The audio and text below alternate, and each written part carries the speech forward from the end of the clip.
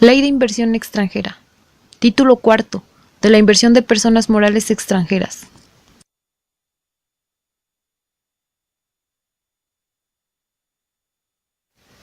¿Qué es la inversión extranjera?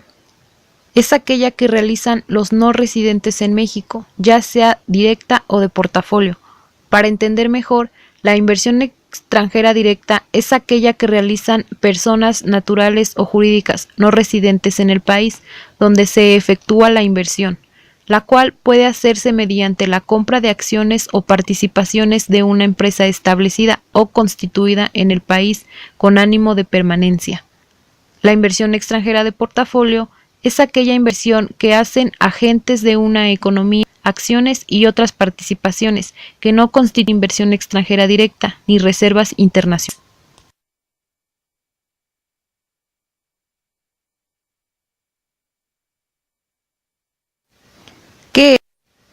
¿Qué es la inversión extranjera?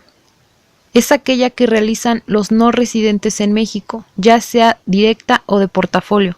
Para entender mejor, la inversión extranjera directa es aquella que realizan personas naturales o jurídicas no residentes en el país donde se efectúa la inversión, la cual puede hacerse mediante la compra de acciones o participaciones de una empresa establecida o constituida en el país con ánimo de permanencia. La inversión extranjera de portafolio es aquella inversión que hacen agentes de una economía, acciones y otras participaciones que no constituyen inversión extranjera directa ni reservas internacionales. De la inversión de personas morales extranjeras. ¿Qué personas y por qué actividades deberán pedir permiso a la Secretaría de Economía? Todas aquellas personas morales extranjeras que pretendan realizar habitualmente actos de comercio en la República, y también las que tengan capacidad para ser titular de derechos y obligaciones, funcionamiento, transformación, disolución, liquidación y fusión de las personas morales extranjeras de naturaleza privada.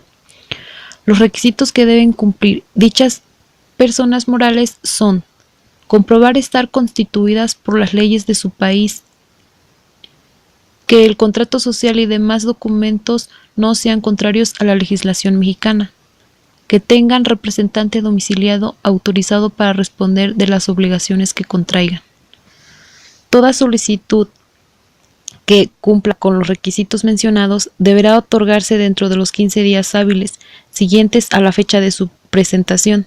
Concluido dicho plazo sin que se emita resolución, se entenderá aprobada.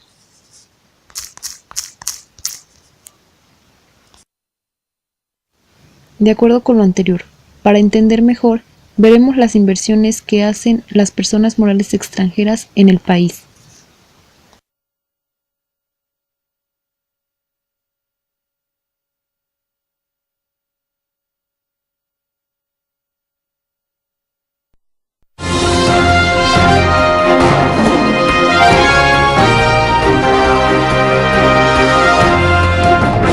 Bienvenidos una vez más a Un Día con Ángel aquí en Excelsior TV.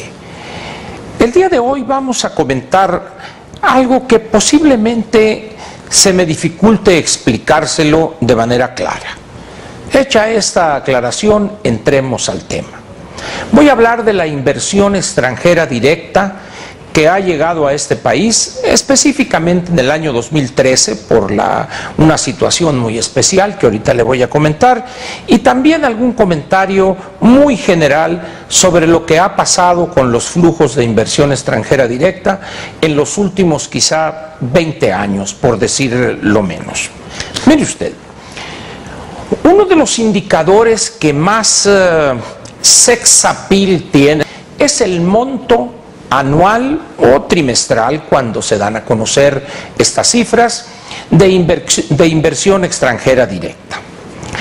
Hace unos días, la semana pasada, la CEPAL, la Comisión Económica para América Latina, dio a conocer el documento anual que cada año publica, donde resume los flujos de inversión para los países de América Latina y el Caribe durante 2013, y con un análisis muy detallado por sectores, por países de origen, etc.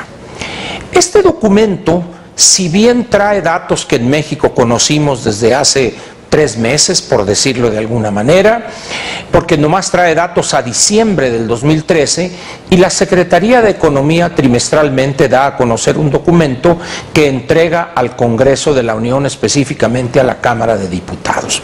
De tal manera, pues, que la cantidad de la cual habla este documento de la CEPAL ya la conocíamos y había habido y hubo un boletín de la Secretaría de Economía respecto a las cifras de 2013.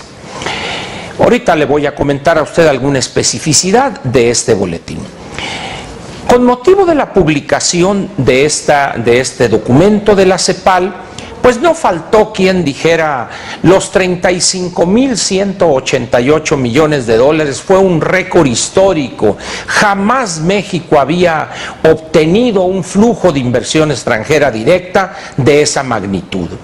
Y no faltan por ahí los ingenuos que sin conocer las cifras o sin preocuparse por analizarlas, las cuales además están disponibles sin ninguna restricción en la página de la Secretaría de Economía desde hace muchos años. Tampoco vaya a pensar que con la llegada del gobierno del presidente Peña Nieto se pusieron a disposición de esto. No, es una tradición en la Secretaría de Economía poner a disposición de los interesados desde hace muchos años una información muy detallada y muy interesante respecto a los flujos de inversión extranjera directa hacia México. Le decía pues que algunos ingenuos dijeron esto es lo máximo que ha pasado. Bueno, me di a la tarea de revisar un documento de la Secretaría de Economía, además del de la CEPAL, que se llama Agenda Estadística. Es un nombre medio largo, me va a perdonar usted que lo cite. Es inversión extranjera directa en México y en el mundo, Agenda Estadística. Este documento, como le decía, es de un detalle que sorprende y de lo bien presentado que está, de lo bien elaborado que está. Pero lo que me sorprende son las loas y ditirambos respecto a estos 35.188 millones. Y dirá usted, bueno, ¿por qué se sorprende, Ángel, si esto en verdad es un monto histórico en el país? Mire, cuando se habla de flujos de inversión extranjera directa a un país, se incluyen 3 conceptos. Uno, para mí el más importante, es nuevas inversiones, así se le clasifica. El otro se llama reinversión de utilidades y uno más, cuentas entre compañías, es decir, pasivos entre compañías. De los 3, sin duda alguna, el más importante es el de nuevas inversiones. ¿Por qué es así? ¿O por qué pienso yo así? Porque es el que en primer lugar, es el que en términos netos entra a nuestro país y se traduce en nuevas plantas, en ampliación de la capacidad instalada. El problema, ya hecha esta aclaración, con estos 35.188 millones, es que tiene un componente muy importante de 13.449 millones de dólares que una compañía extranjera introdujo a México no para crear una nueva empresa, sino para comprar una ya existente, Cervecería Modelo en México. Y estos 13.449 millones no solo no crearon un empleo nuevo, sino por el contrario, cancelaron empleos. La visión que tienen los nuevos dueños de Grupo Modelo es diferente a los anteriores. Ellos buscan la eficiencia, reducción de costos, eliminar áreas que consideran innecesarias y empezaron a cortar grasa por aquí, gordito por allá, sobra esto, de tal manera que esos 13.449 millones, lejos de venir a crear empleos nuevos, vinieron a cancelar empleos que ya teníamos en la economía formal. De tal manera pues que si usted le quita a esos 35.188 los 13.449, pues ya vamos en veintitantos, 22 más o menos. Pero luego, si considera usted lo que se llama reinversión de utilidades, le quita a usted otra pizcacha y luego cuentas entre compañías, de tal manera que la inversión efectiva que entró a México el año pasado es una cantidad mucho menor que viene siendo prácticamente el 50% del primer total. De tal manera que cuando estos ingenuos o estos no tan ingenuos que elaboran los boletines y dicen este fue el máximo histórico, etcétera, etcétera, están ocultando estos detalles que le doy a usted. ¿Con miras a qué? Pues a que la gente piense en su desconocimiento de las cifras y del comportamiento de la inversión, de que qué bien la está haciendo el gobierno del licenciado Peña Nieto. Sin embargo, tanto el documento de Banco de México sobre la balanza de pagos, como el mismo documento de la Secretaría de Economía y el documento de la CEPAL, traen la verdad monda y lironda. ¿Qué ganamos o qué gana el país con este tipo de verdades a medias o mentiras a medias? Nada. Porque al final de cuentas, cuando los agentes económicos o los interesados en conocer las cifras llegan a conocer el desglose completo, en ese momento se siente engañado. Esto no deberíamos hacerlo ya. Deberíamos decirle a la gente las cosas tal cual son. Le voy a leer a usted de este boletín del 23 de febrero del 2014, el 021/14, este comunicado de la Secretaría de Economía, para que vea usted ese lenguaje pomposo, autoelogiador, y dice así: en el 2013, México registró 35.188.4 millones de dólares de inversión extranjera directa, la cifra que le acabo de dar. Y luego viene el primer parrafito, como balazo. Es el monto de inversión extranjera directa más alto para un año en toda la historia de este indicador. Dice usted, pues ya la hicimos. Y luego viene otro balazo. El monto de inversión extranjera directa en el 2013 fue 178% mayor al registrado en el 2012. Dice usted, el presidente Peña Nieto y su gobierno es la pura leyenda azteca.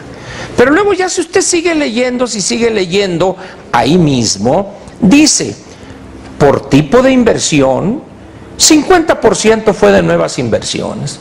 Quiere decir que de los 35 vinieron quedando en 17,000, y ahí es donde las cosas recuperan su nivel real que tiene la economía mexicana. Poco a poco México ha ido perdiendo el atractivo como país para los inversionistas.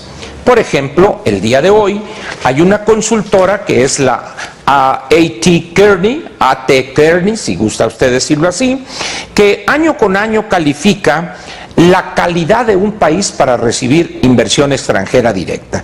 Y le doy a usted el resultado que seguramente mañana comentarán algunas secciones económicas de noticiarios o de periódicos. En el 2014, México está calificado como en el lugar 12, pero resulta que en el 2013 estábamos en el lugar 9. Es decir, del 2013 a este año hemos perdido 3 lugares.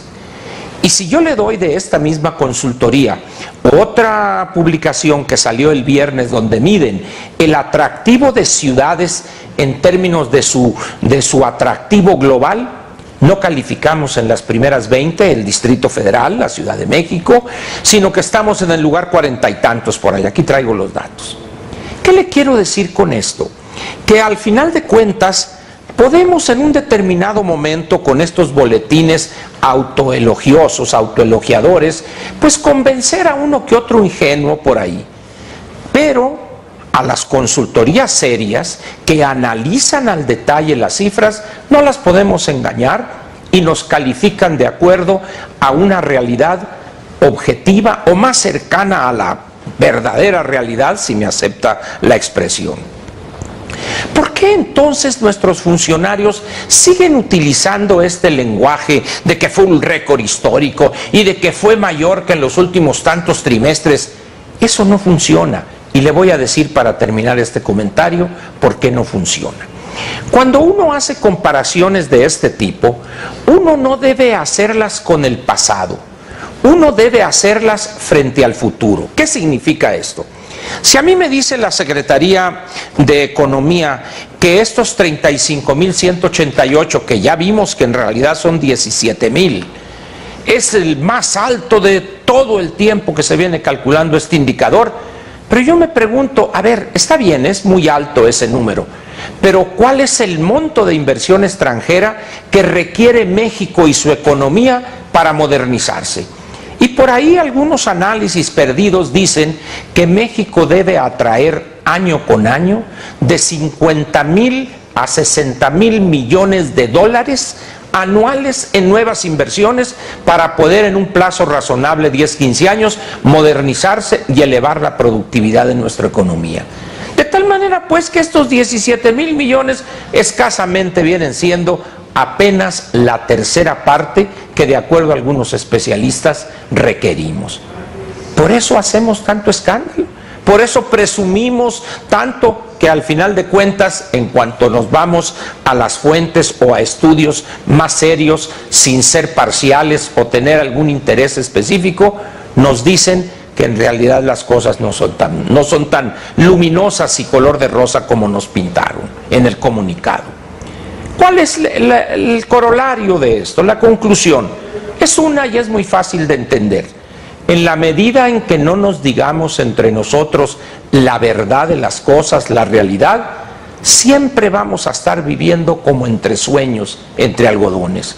Creo que somos adultos, el ciudadano mexicano ha pagado un precio muy alto por políticas públicas erróneas, que yo creo que ha llegado el momento en que debemos hablar con las cosas tal cual son. Nadie se va a asustar y eso quizás sirva de acicate para que mejoremos y atraigamos ahora sí la cantidad de inversión extranjera directa por año que requiere esta economía. Muchas gracias, buenas noches y aquí lo espero a usted mañana en Un Día con Ángel en Excelsior TV.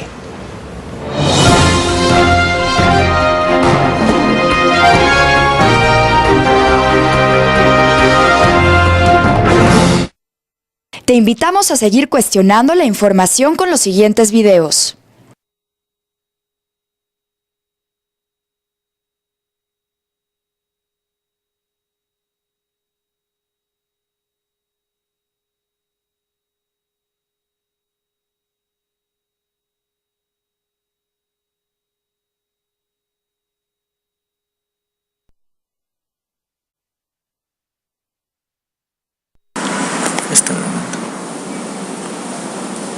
Buenas tardes, yo soy María Fernanda Peña Martínez, estudio la carrera de Negocios Internacionales y yo hoy les voy a hablar sobre la inversión extranjera directa en México.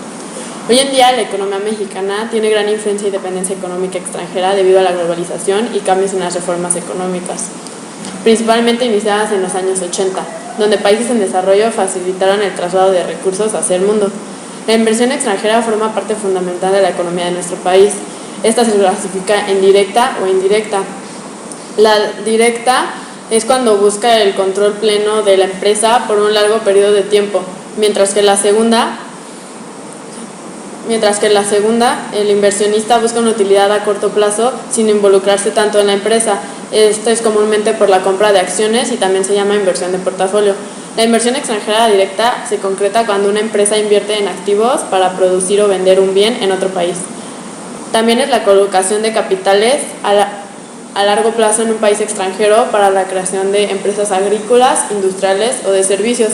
Esto con el propósito de industrializarse y también se perciben derechos corporativos de control y de administración. La contribución cuantitativa del capital extranjero, es decir, lo que los inversionistas ponen como capital, pasa a segundo término, ya que ellos lo que buscan es tener una administración y un control y llevar su empresa por un buen mercado y tener una producción eficiente. Son diferentes las estrategias para atraer a los inversionistas y varían según el país, pero las principales es la apertura comercial, la privatización de empresas públicas, la desregulación económica, también la liberación de los mercados financieros y el relajamiento de los requerimientos para la inversión extranjera, como evitar subsidios, evitar muchos trámites. Esto es más que nada de parte del gobierno. También un ambiente económico favorable, que tiene que ser un entorno abierto, competitivo, transparente y sin corrupción. Las inversiones extranjeras directas son importantes para un desarrollo económico en el país.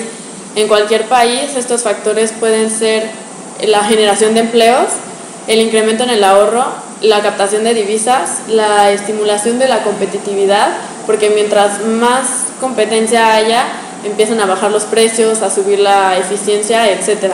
Y estos cambios positivos se dan a largo y a mediano plazo. Las transformaciones positivas en México surgieron a partir de 1983, cuando se manejó la inflación y el déficit fiscal. Se decidió un proceso de liberalización y apertura comercial de México, y esto unido a que México se unió a la OMC, que es la Organización Mundial del Comercio. En los últimos años, México tuvo un flujo creciente de inversión extranjera, pero ahora con adquisición de activos fijos privados y generación de nuevos activos, ya que a diferencia de periodos anteriores, esta inversión había sido por medio de las privatizaciones y no daba tanto crecimiento como ahora. Desde la década de los 90, la inversión extranjera directa ha manifestado un impresionante crecimiento e influencia económica, tanto a nivel internacional como en América Latina, ya que fue el primer receptor de inversión extranjera directa en América Latina entre 1990 y 1995, y ahora fue desplazado por Brasil. Sin embargo, en los años 80, esta inversión mostraba menos de 1% del PIB, y en los años 90 comenzó a ser 3% del PIB. Su impacto no solo es macroeconómico, sino que también ha permitido generación de nueva estructura productiva, ha permitido que la economía se modernice y haya una diferente organización industrial. Entre los años 2000 y 2001, México fue uno de los países con mayor recepción de inversión extranjera en América Latina, alrededor de 22.500 millones de dólares, y uno de los 4 más grandes a nivel mundial. Desde enero de 1999 a marzo del 2008, México ha captado inversión extranjera por un monto de alrededor de 192.000 millones de dólares. El 53% fueron nuevas inversiones, el 15% fueron reinversiones y el 32% fueron cuentas entre compañías. Un gran porcentaje de la inversión extranjera es dedicado al mercado financiero y bursátil, mientras que el de la manufactura ha estado estancado. En el año 2009, aunque fue la crisis económica,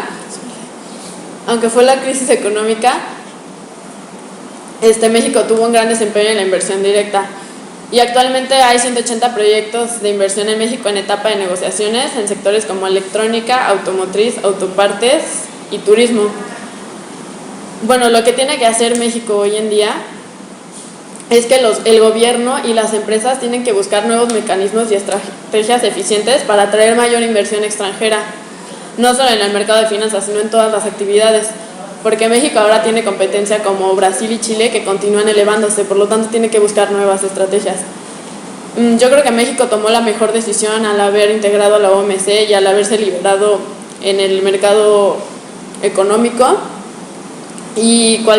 pero también México es un país que tiene mucha dependencia, por lo tanto cualquier incremento o decremento mundial va a afectar a nuestro país. Entonces, lo que yo digo es que debe mejorar sus estrategias económicas, evitando riesgos y aumentando su potencial y confianza para ser uno de los mejores países para invertir. Muchas gracias por su atención. ¿Dónde le pico?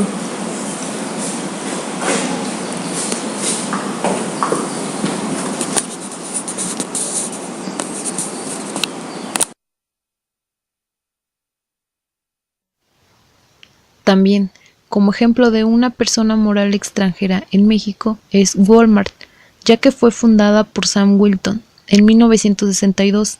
Es una corporación multinacional de tiendas de origen estadounidense, que opera cadenas de grandes almacenes de descuento y clubes de almacenes.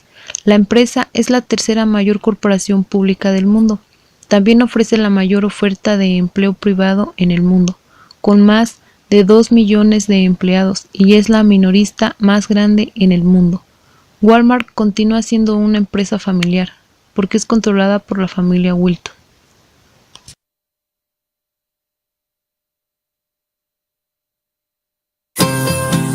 Historia de Walmart.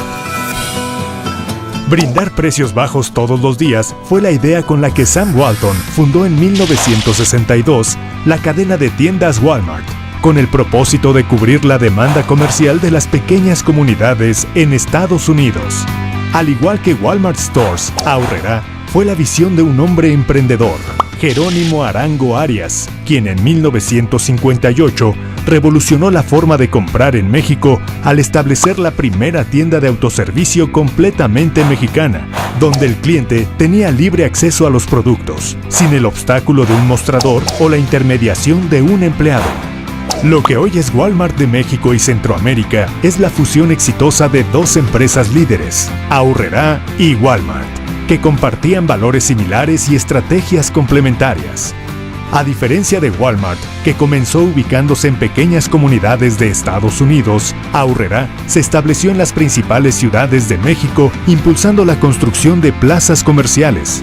Por otro lado, Walmart comenzó con un solo formato y luego desarrolló el Club de Precios, Sam's, mientras que Aurrerá rápidamente desarrolló nuevos y variados negocios para llegar a clientelas más específicas. En 1964, Aurrerá abrió el primer restaurante Vips en Lomas de Sotelo, como parte de una estrategia para atraer más clientes al Aurrerá contiguo. En pocos años, se convirtió en la cadena de restaurantes más importante del país. Superama surgió en 1965 para atender zonas residenciales. En 1970, se fundó Suburbia, que atiende las necesidades de vestido a precios accesibles, y Bodega Aurrerá, que apoya a los clientes de menores recursos, además de los restaurantes El Portón establecidos en 1978.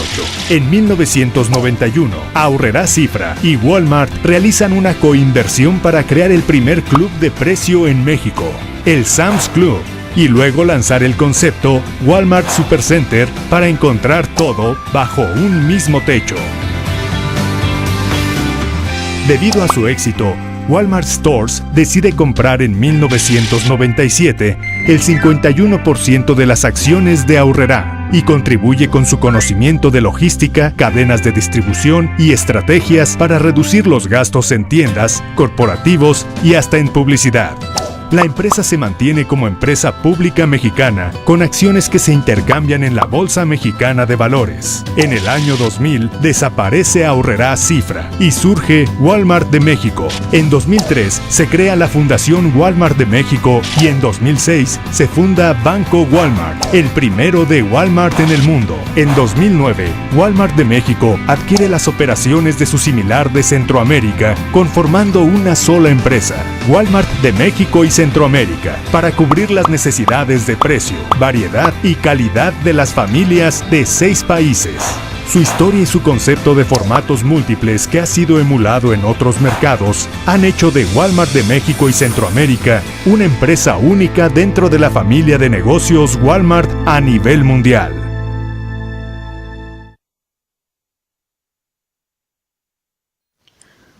Muchas personas morales extranjeras se vieron afectadas durante la crisis económica de México de 1994, ya que fue la última y más reciente crisis del país, de repercusiones mundiales, y fue provocada por la falta de reservas internacionales. La misma produjo la devaluación del peso, y a su vez esto causó efectos como la inflación disparada de las tasas de interés, colapso de la actividad económica. Los servicios de deuda en moneda local y extranjera aumentaron al mismo tiempo que los indicadores de capitalización de los bancos se demoronaron. El precio del dólar se incrementó cerca del 300% inmediatamente, causando quiebras de miles de compañías, desempleo y que muchos deudores se vieran impedidos de pagar sus deudas.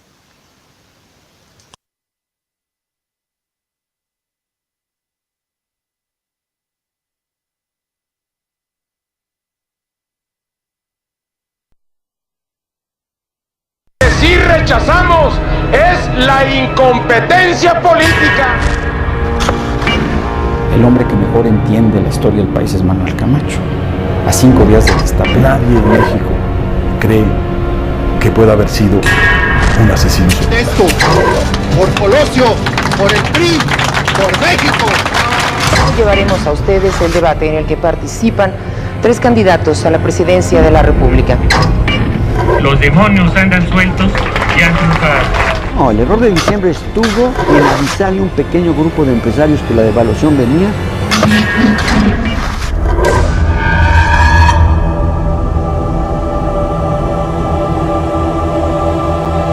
El error de diciembre de 1994. La crisis económica de México de 1994 fue una crisis iniciada en México de repercusiones mundiales. Fue provocada por la falta de reservas internacionales, causando la devaluación del peso mexicano durante los primeros días de la presidencia de Ernesto Zedillo. A unas semanas del inicio del proceso de devaluación de la moneda mexicana, el entonces presidente de los Estados Unidos, Bill Clinton, solicitó al Congreso de su país la autorización de la línea de crédito por $20,000 millones para el gobierno mexicano, a efectos que le permitieran garantizar a sus acreedores el cumplimiento cabal de sus compromisos financieros denominados en dólares. En el contexto internacional, las consecuencias económicas de esta crisis se denominaron efecto tequila. En México también se le conoce como el error de diciembre, una frase acuñada por el expresidente mexicano Carlos Salinas de Gortari para atribuir la crisis a las presuntas malas decisiones de la administración entrante de Ernesto Zedillo Ponce de León, y no la política económica de su sexenio. Los negocios mexicanos que tenían deudas en dólares o que se confiaron de comprar suministros de Estados Unidos sufrieron un golpe inmediato con un despido masivo de empleados y varios suicidios producto de la tensión de las deudas. Para empeorar la situación, el anuncio de la devaluación se dio a mitad de la semana en un miércoles, y durante el resto de la semana, los inversionistas extranjeros huyeron del mercado mexicano, sin que el gobierno hiciera ninguna acción para prevenirlo o desalentarlo hasta el siguiente lunes, cuando ya todo fue muy tarde. Zedillo tomó posesión el 1 de diciembre de 1994.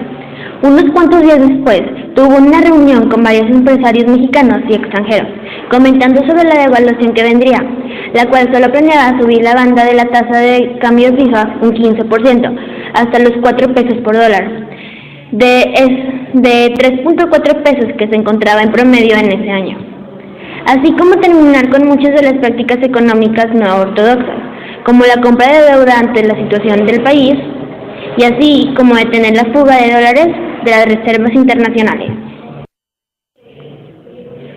Los críticos del gobierno de Zedillo argumentan con que la devaluación era necesaria y económicamente coherente, se manejó incorrectamente en términos políticos, al haber anunciado sus planes de devaluación. Muchos extranjeros retiraron sus inversiones agravando los efectos de la devaluación. Sin poder mantener la nueva banda de tasa de cambio a principios de 1995, la administración de Zedillo decidió establecer el sistema de libre flotación del peso, el cual llegaría a 7.20 pesos por dólar en tan solo unas semanas. Cuando el dólar dejó de ser controlado por el gobierno, el peso perdió la mitad de su valor, hecho que ocasionó que las deudas en dólares no pudieran ser pagadas. Las decisiones de Zedillo, principalmente la de anunciar la devaluación de los inversionistas y el establecer el sistema de libre flotación, fueron el error de diciembre, de acuerdo con el presidente Salinas de Gortari. Las repercusiones sociales que tuvo esta crisis fueron incalculables. En muchos casos se tradujeron en pérdidas económicas para las familias. Muchos perdieron sus casas y autos que habían adquirido en contratos con tasa variable.